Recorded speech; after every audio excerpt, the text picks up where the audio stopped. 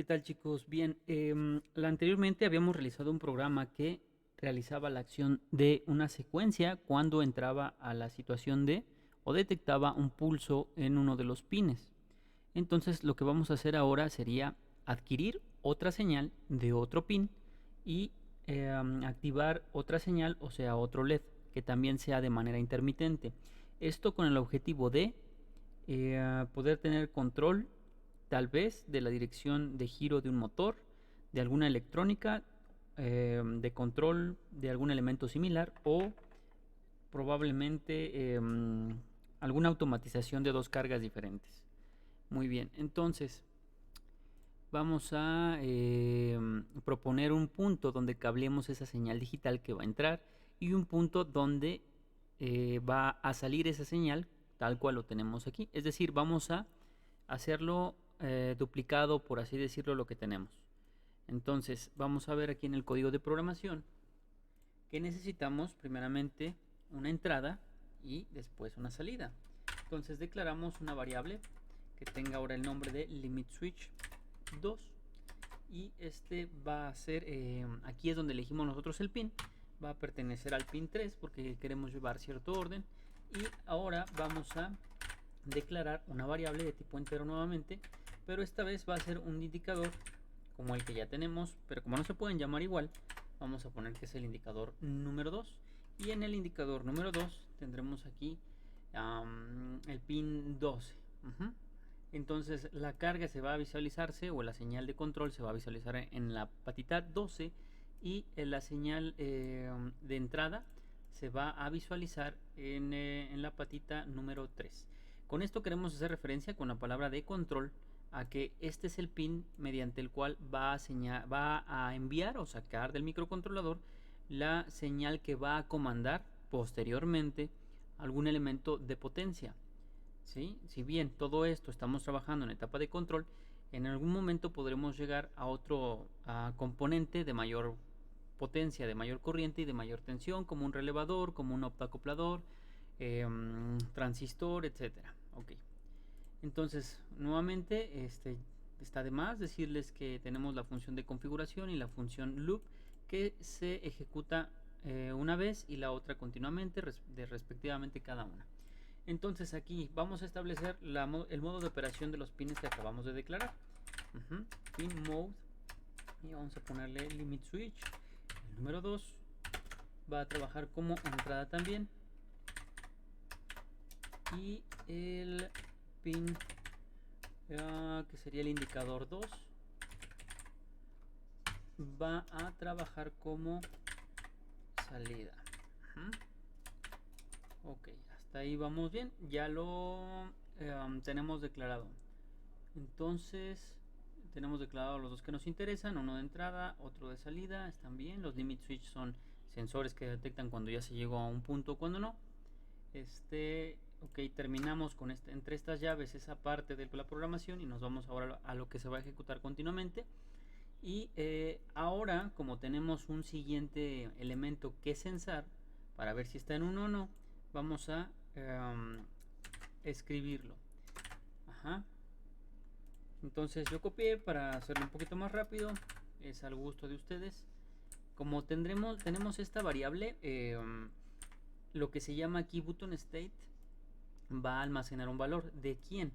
Precisamente del que nosotros mencionamos como el limit switch 1, o sea, lo que haya en el pin número 2, que está acá arriba.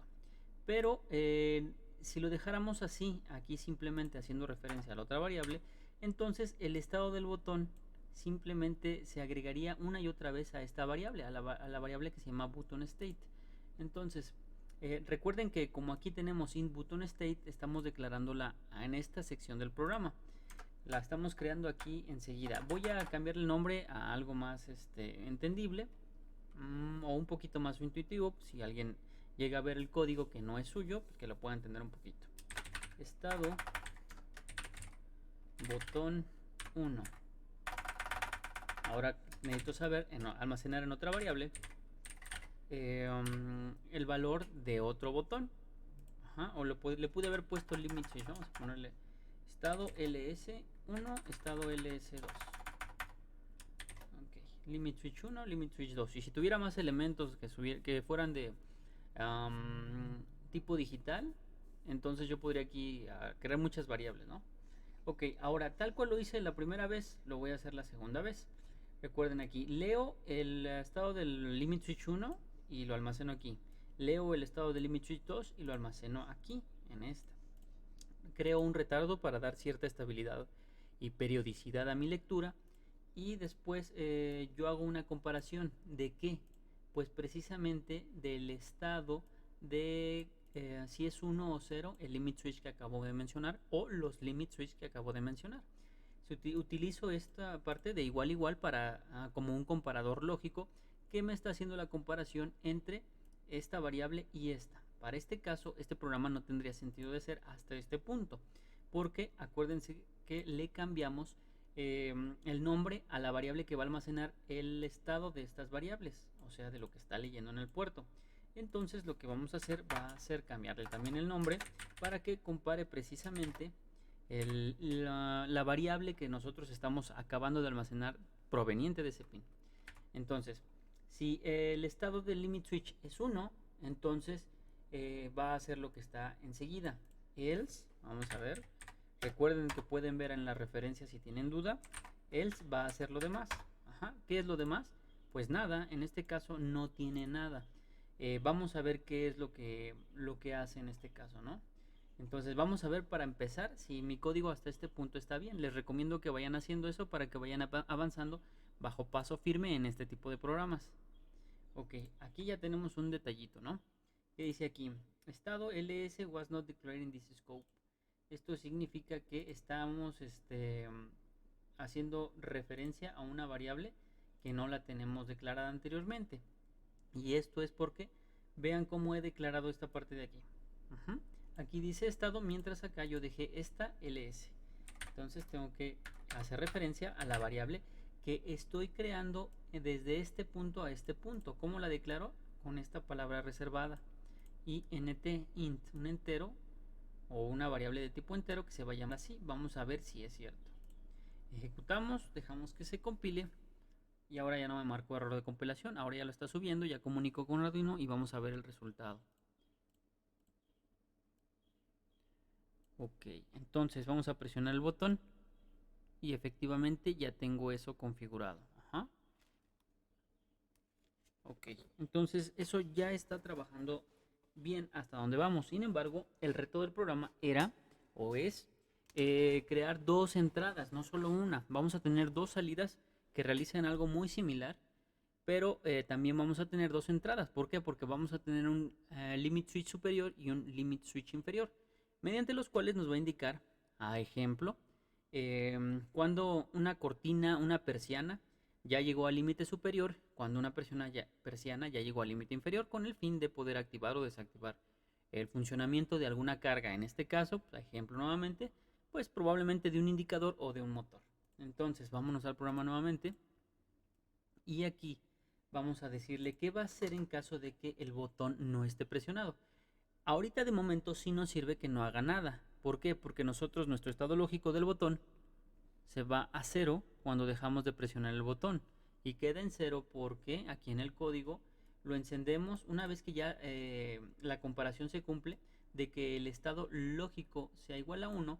Entonces pasamos a hacer esta rutina.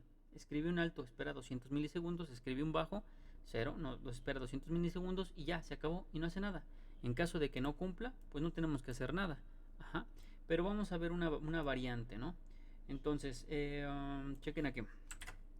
Voy a copiar yo esto para hacer referencia al mismo. Ahorita modificamos nuevamente. Vamos a compilarlo así. ¿Y qué es lo que acabo de hacer?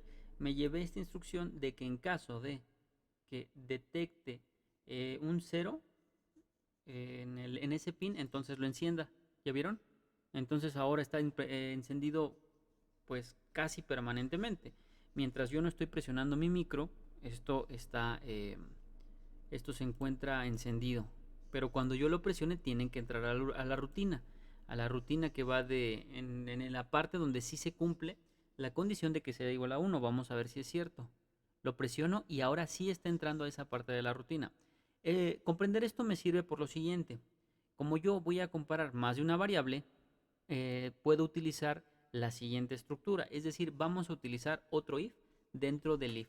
Igual que en otros lenguajes de programación, vamos a utilizar una estructura anidada. Anidada es que se encuentre una dentro de la otra. Entonces, esto ya no me interesa, lo voy a borrar, pero ahora voy a escribir un nuevo if. Es decir, ahora, ¿qué voy a comparar? Pues el valor del limit switch segundo. Entonces sería estado ls2 igual,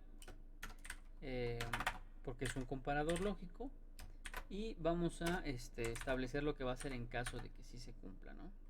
Entonces, ¿qué va a hacer? ¿Qué queremos que haga en caso de que se cumpla? Pues queremos que haga lo mismo, pero para otra salida.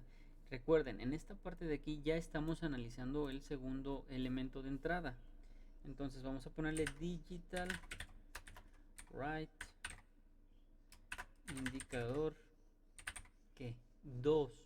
Lo declaramos así, regresamos a comprobar que es cierto, indicador 2, perfecto. Entonces indicador 2, ¿qué vamos a hacer?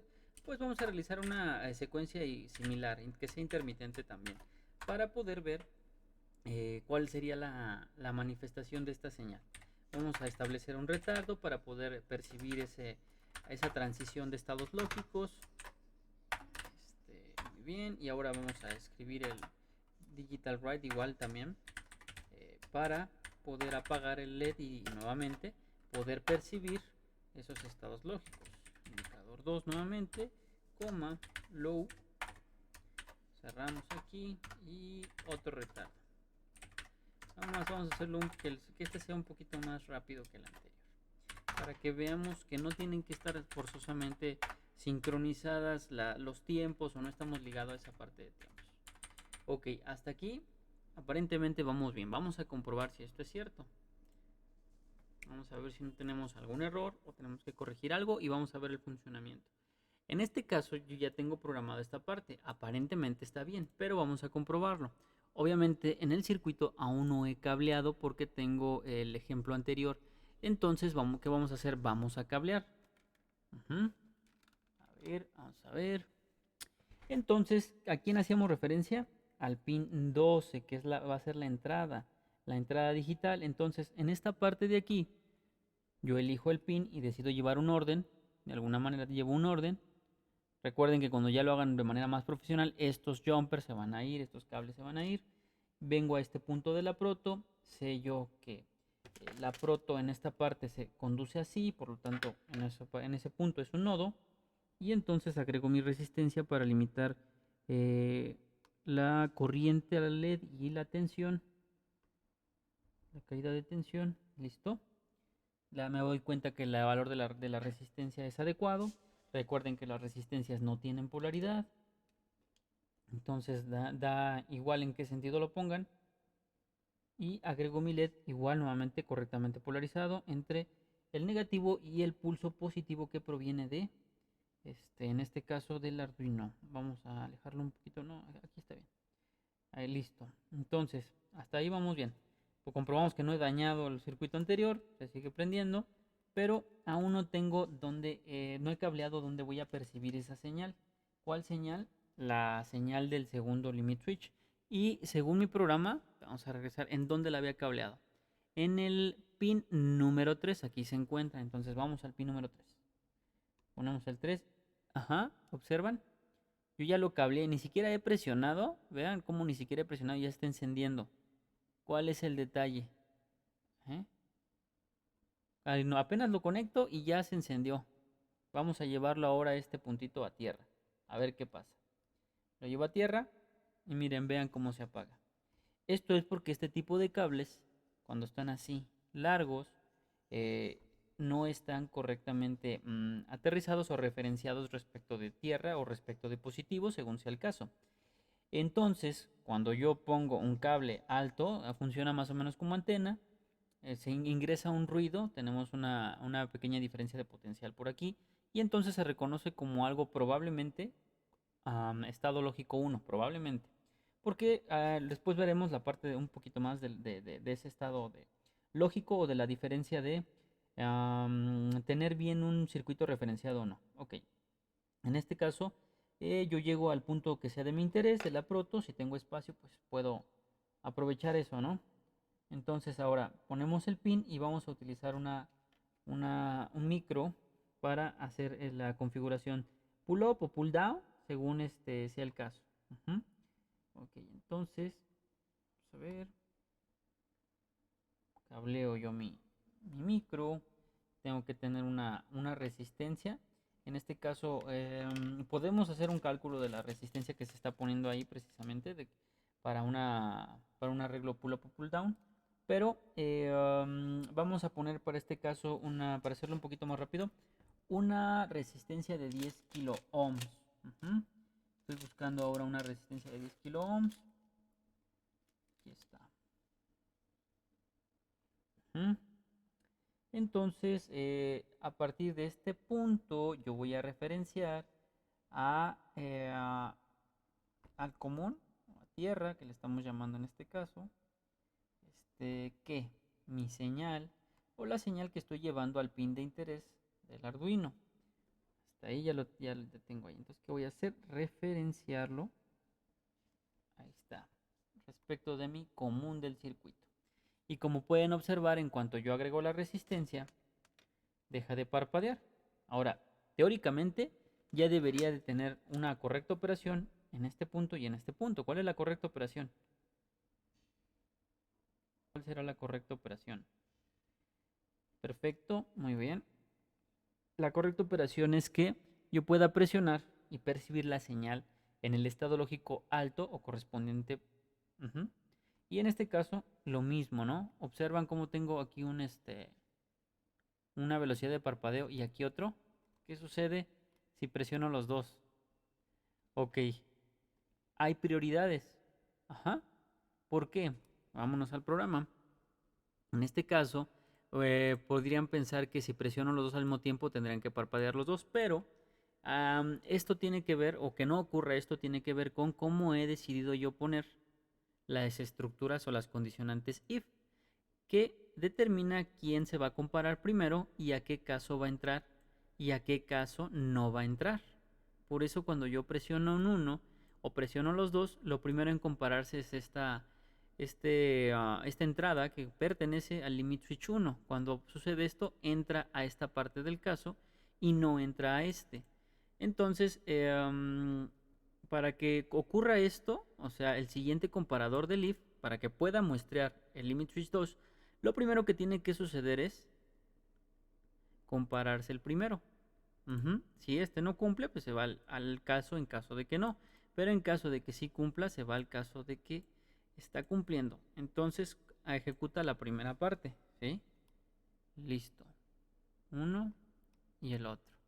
Observan cómo después de que yo suelto permanece un poco de rato. Esto es porque es mientras termina de ejecutar la rutina a la que entró o al caso. Hay otras opciones para que en caso de que yo presione los dos sí se ejecuten. Y de hecho hay otra opción que ya cuando yo agrego más condicionantes de esta o decido que requiero tener un comportamiento un poco diferente porque me es crítico tomar una buena decisión, una velocidad de ejecución, hay otras funciones aparte de esta.